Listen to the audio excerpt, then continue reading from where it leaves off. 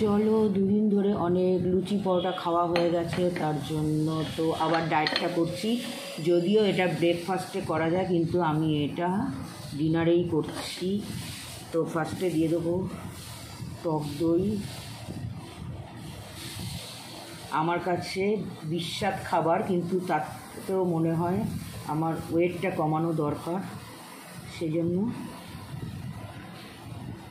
টক দই দিলাম 3 চামচের মতো।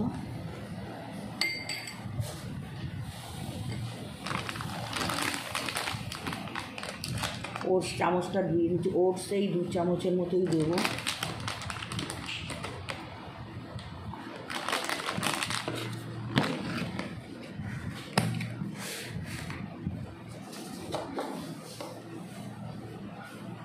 একটু চিয়া সিড দিয়ে দিলাম,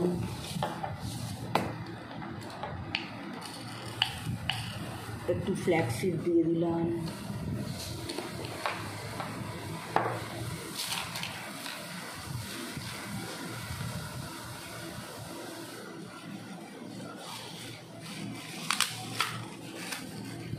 এগুলো রাখলে না খুশিগুলো।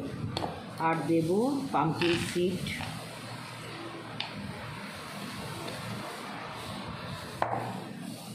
এবার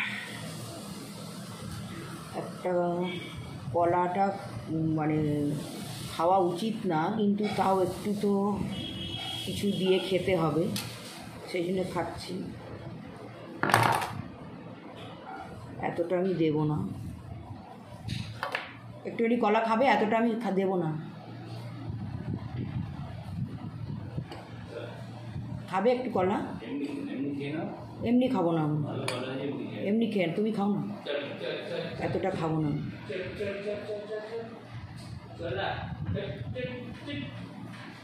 আমি ভিডিও করছি কিন্তু,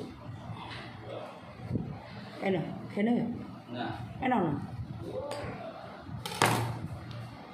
চলো,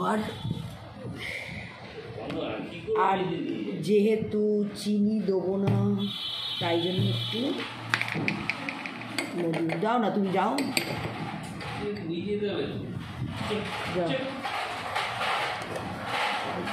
একটু মধু দিয়ে, আমি চিনি দেবো না, তাই জন্য একটু মধু দিয়ে দিলাম।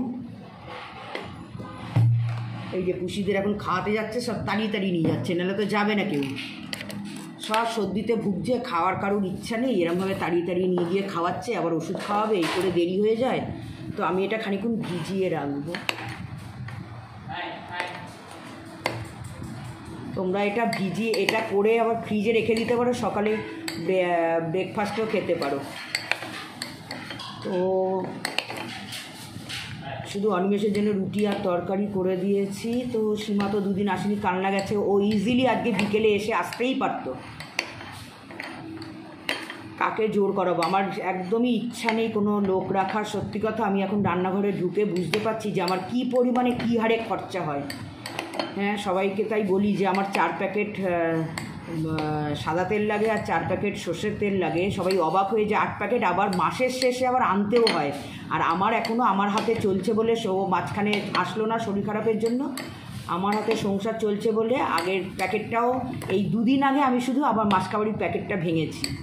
তো আমার এতটুকুও ইচ্ছা নেই যে নিজের কাজটা নিজেই করতেই পারি, কিন্তু এই যে মাঝখানে অনিমেষ বলে, এই যে উল্টে গেছো তুমি, এবার উল্টে গেলে তখন তুমি তো পারো না, তখন কি করব? নাহলে সত্যি কথা আমার, কারণ আমার তো এই খাবার, আর অনিমেষের জন্য একটু করা, রাত্রিরে আর ওকে রুটি আনতে দিই না, 5টা রুটি ওর করে দিই। কোনো দিন 4টে খায়, একটা ফেলা যায়, সকালে দেখি খায় না কোনো দিন।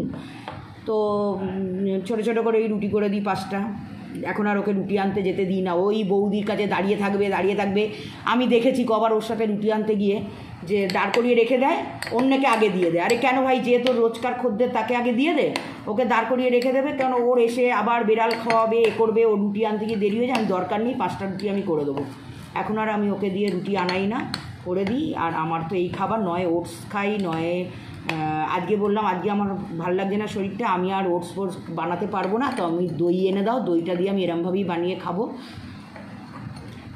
তো তো আর ওই যে ডাল করেছে, এক কারি ডাল করে গেছে, অন্মেষ আমরা কেউ বাসি খাবারটা খেতে চাই না, খুব জোর ফ্রিজে রেখে পরের দিন, তারপরে তো খাবোই না। এমন ডাল করে গেছে, মানে 10 জনের ডাল করে গেছে, 4 দিন ধরে সে ডাল শেষ হচ্ছে না। এইভাবে অপচয়, আমার সংসারে এইভাবে অপচয় হয়। এইভাবে কি করব, রান্নাঘরে ঢুকতে পারি না, অন্যের হাতে সংসার গেলে এটাই হয়। সেই জন্য আমার ইচ্ছা নেই, কিন্তু আমার ওই যে শরীর মাঝে মাঝে এমনভাবে আমি বিছানায় পড়ে যাই, তখন অনিমেষ বলে পারবে না শুধু শুধু কেন এ করছো, রেখেই দাও। নাহলে সত্যি কথা আমার অন্তত রান্নার লোক রাখার একদমই ইচ্ছা নেই।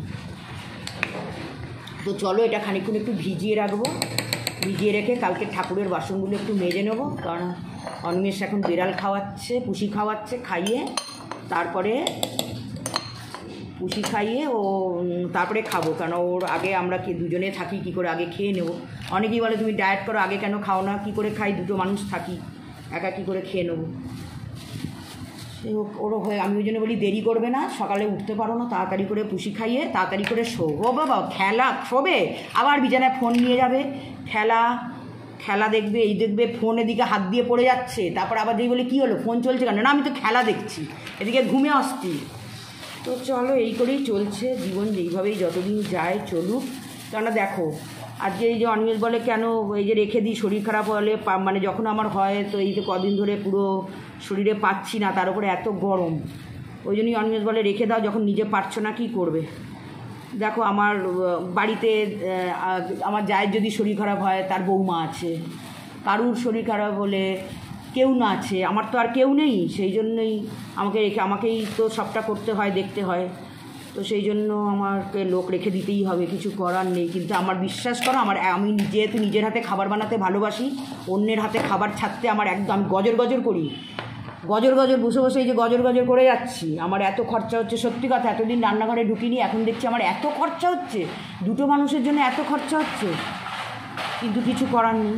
তো চলো এটাকে একটু রেস্টে দিয়ে আমি পুজোর বাসনগুলো মেজে নিই, কালকে বৃহস্পতিবার, নাহলে কালকে মাজতে গেলে আবার দেরি হয়ে যাবে। চলো, গুড নাইট।